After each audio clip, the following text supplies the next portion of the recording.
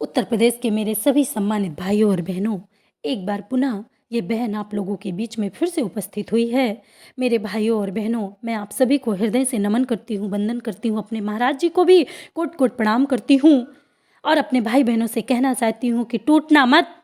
हमारा जीवन संघर्ष के लिए बना है और जब तक हमको जीत नहीं मिल जाती है तब तक हम चलते रहेंगे। चाहे कितनी भी मुसीबतें आ जाएं, चाहे जितने बड़े संघर्ष से हमको निकलना पड़े, हम संघर्ष से गुजर करके जीत का बिगुल जरूर बजाएंगे। ईश्वर का दिया कभी खत्म नहीं होता, जो टूट जाए वो संकल्प नहीं होता। हार को लक्ष्य से दूर ही रखना, क्योंकि जीत का कोई विकल्प नहीं होता।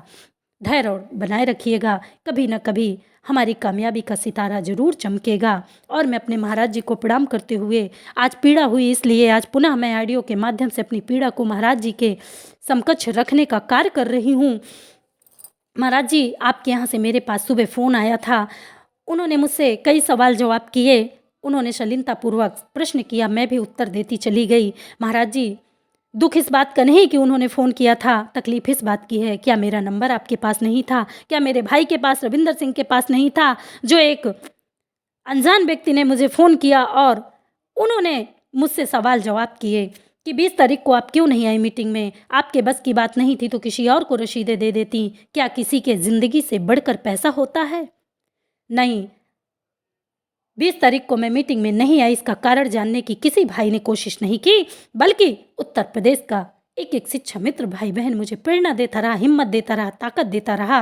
महाराज जी, आपके वीडियो से मैं बहुत दुखित थी। शिक्षा मित्र भाई बहनों की वेदना, क्योंकि फ़ोन मेरे पास आता था, रोते थे, मैं इनको किसको जवाब देती? मैं टूट चुकी थी, लेकिन मुझे पुनः जीवित करने का कार्य किया। मेरे भाई बहनों ने हिम्मत बढ़ाया, हौसला बढ़ाया और आज पुनः मैं संघर्ष करने के लिए तैयार खड़ी हो गई हूँ। महाराज जी, आप हनुमान के भक्त हैं तो मैं भी श्री राम की भक्त हूँ। मैं भी चित्रकूट की पावन धरती से हूँ, जहाँ कण कण में राम जी का वास होता है और जहाँ मुझे संस्कारों की नगरी बोली जाती है, चित्रकूट नगरी। संतों का सम्मान हमारे यहाँ कैसे किया जाता है, शायद आपको अनुभव होगा, क्योंकि आप भी संत हैं और मेरे यहाँ संतों को ईश्वर माना जाता है, वो किसी भी रूप में हो। महाराज जी, 16 से 21 तारीख तक का आपने कार्यक्रम रखा, आपने स्थगित कर दिया, क्योंकि आपने कहा था कि इस कार्यक्रम में माननीय योगी जी, मोदी जी आ रहे हैं। लेकिन ऐसा कौन सा कारण पड़ गया कि हमको रोकने का कार्य किया गया? खैर कोई बात नहीं, ये पिछली बातें हैं, मैं इन्हें दोहराना नहीं चाहती हूँ,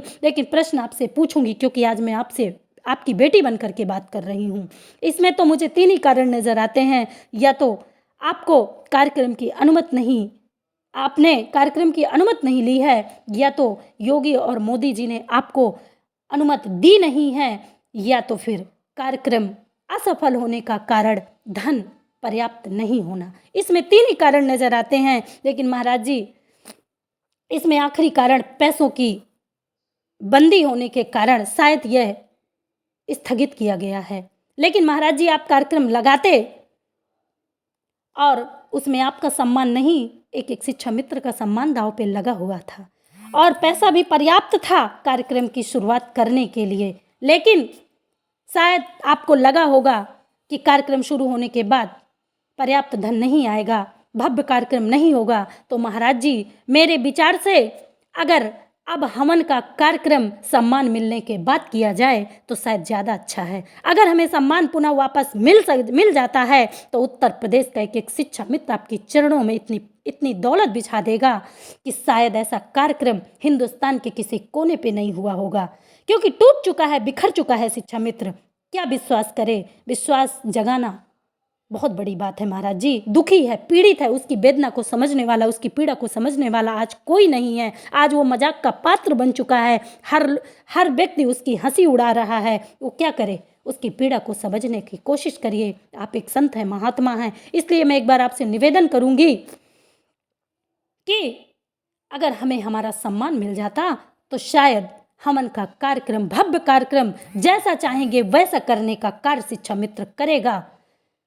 लेकिन मेरा ये स्वयं का विचार है, बाकी आपकी मर्जी। महाराज जी, बार बार ऑडियो के माध्यम से आता है कि जांच होगी, रसीदें नहीं दी जाएंगी तो एफआईआर होगी। मैं ये कहना चाहती हूँ कि अब भी शिक्षा मित्रों का कुछ बचा है क्या? शायद मेरे हिसाब से कुछ नहीं बचा है। एक इल्ज़ाम बचा था दलाली का, वो भी शिक्षा मित्रों में लगा दिया गया है। तो अब न शिक्षा मित्र एफआईआर से डरता है, न तो जेल जाने से डरता है। वैसे भी शिक्षा मित्र मरा हुआ है, मरे को कौन मारेगा। और मैं एक बात उत्तर प्रदेश के अपने शिक्षा मित्र भाई बहनों से बता देना चाहती हूँ कि आप लोग कोई भी महाराज जी को अभद्र शब्दों का प्रयोग नहीं करेंगे। हमें हमारा सम्मान मिले या ना मिले, लेकिन आप एक अध्यापक हो और अध्यापक की गरिमा को बनाए रखिएगा।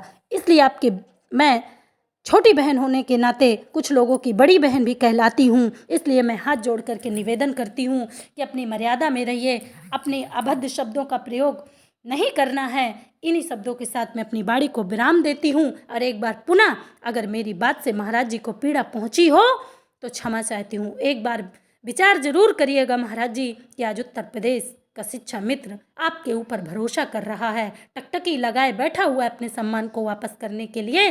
सोचिएगा और विचार कीजिएगा। इन्हीं शब्दों के साथ मैं आपके चरणों को प्रणाम करती हूँ, कोट कोट नमन करती हूँ। जय हिंद, जय भारत।